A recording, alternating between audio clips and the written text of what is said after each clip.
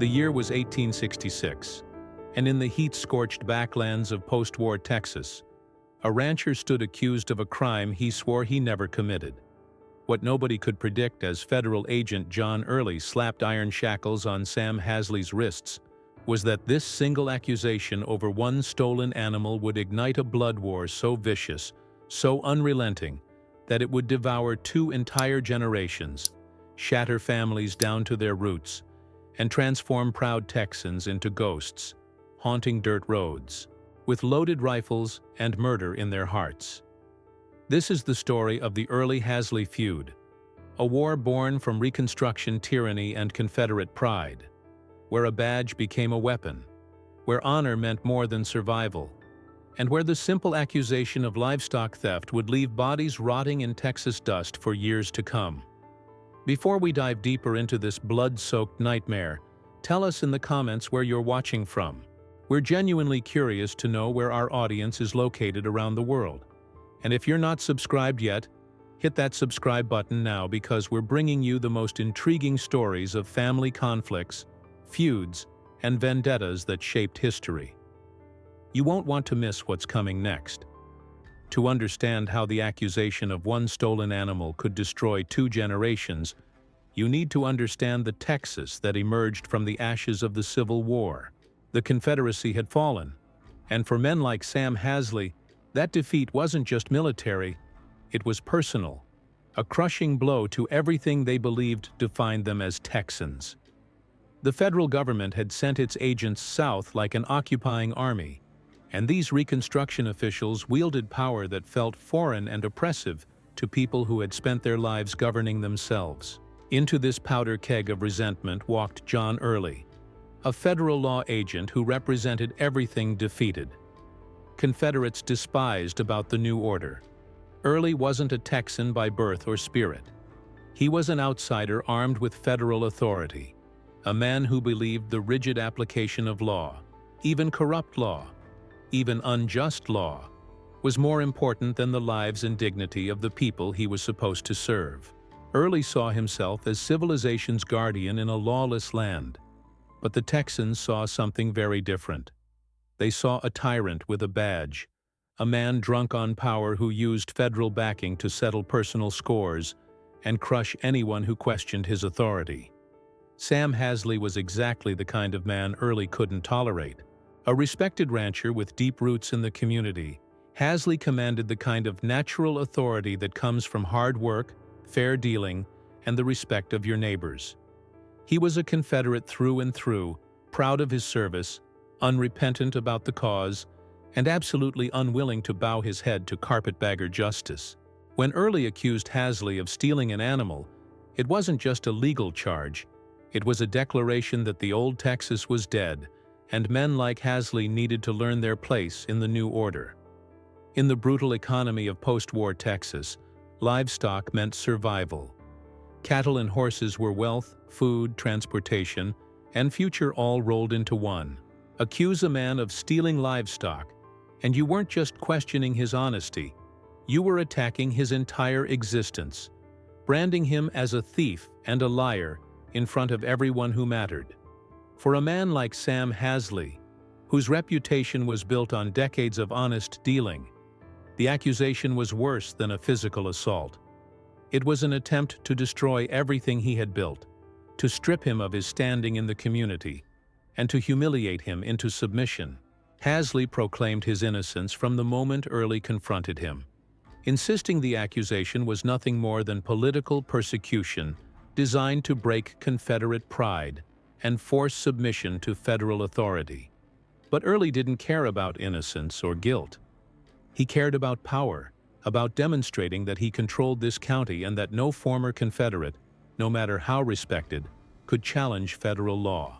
Early arrested Hasley with unnecessary violence, parading him through town in shackles like a common criminal, making certain every witness understood that the old hierarchies had collapsed and that federal authority now ruled supreme.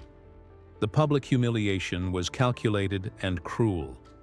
Early wanted Hasley broken not just legally but spiritually, wanted the entire community to see what happened to men who thought their Confederate service or local respect could shield them from the new order.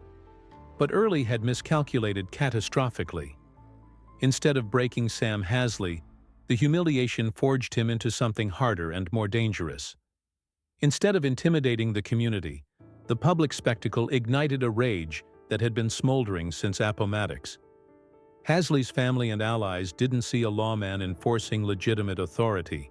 They saw a tyrant abusing power, hiding persecution behind a badge, using federal backing to wage personal war against men whose only crime was losing a war, and refusing to apologize for their pride. Even after Hasley was eventually released, unable to be convicted because the evidence was as fabricated as everyone suspected, the damage was permanent.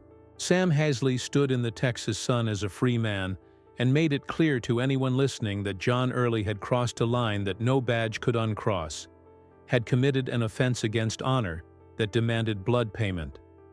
In a culture where honor was currency and reputation was life, Early's actions weren't just wrong, they were unforgivable, and unforgivable offenses in Texas had only one answer. The feud erupted with the sudden violence of a summer thunderstorm. Early, confident in his federal protection and convinced of his own invincibility, intensified his campaign against Hasley and anyone associated with him. He used his authority to harass Hasley's allies, to threaten their livelihoods, to make it clear that standing with Sam Hasley meant standing against federal law. But every action Early took only recruited more enemies, only convinced more Texans that this wasn't law enforcement but tyranny. And tyranny in Texas had always been answered with rifles and rope.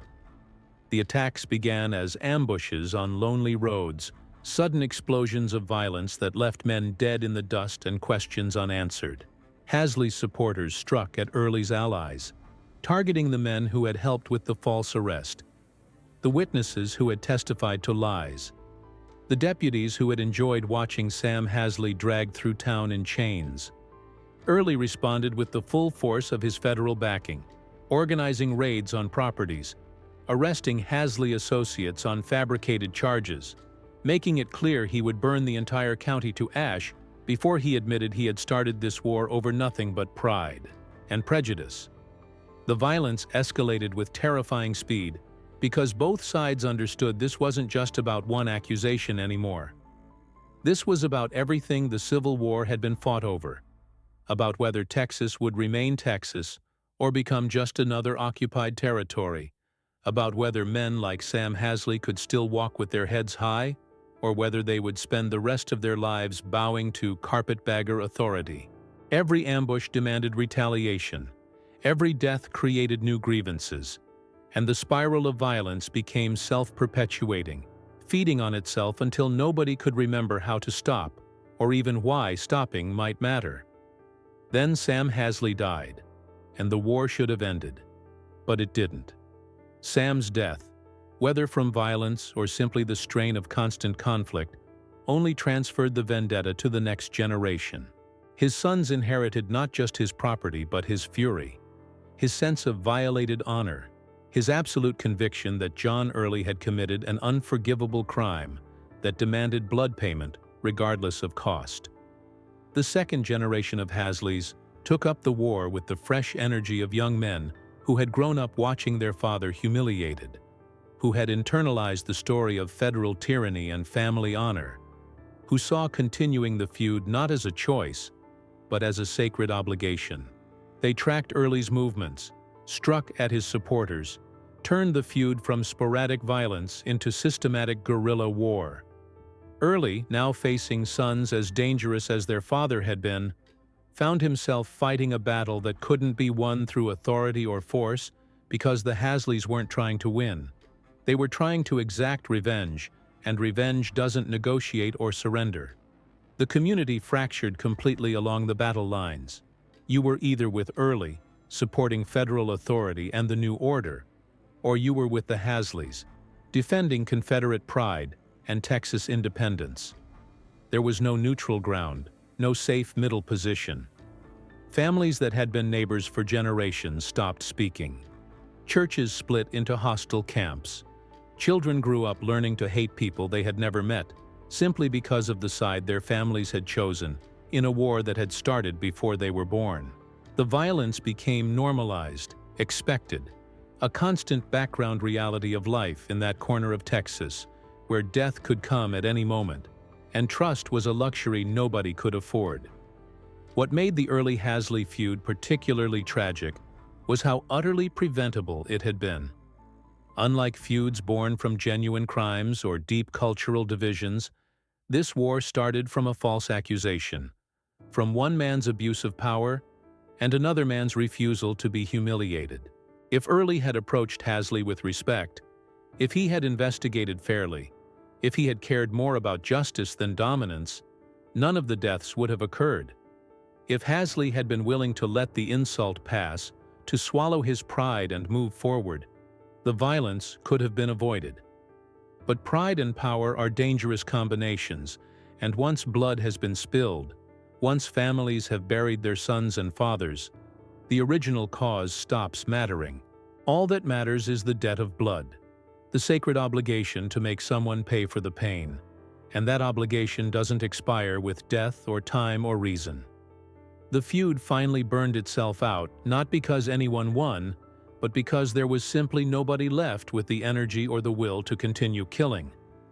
Early's authority had been undermined by the chaos he had created. The Hasley family had paid in blood for their pride. The community had been devastated by years of violence that had accomplished nothing except filling graveyards with young men who should have been building futures instead of settling scores. When historians finally examined the wreckage, the numbers told a story of senseless waste. 2 generations had been consumed by a war that started over the accusation of one stolen animal, an accusation that was almost certainly false from the beginning. Families had been destroyed, children orphaned, widows left to work land their husbands would never plow again. Today, the land where the Early-Hasley feud raged is quiet.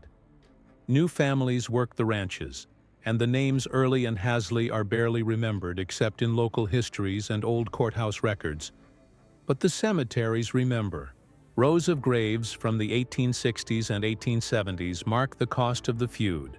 Young men dead in their 20s and 30s, often buried near enemies they spent their lives trying to kill.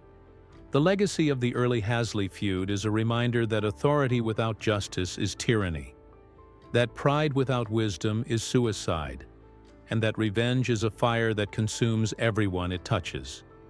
One false accusation, one moment of tyrannical overreach, and 2 generations paid the price in blood and tears.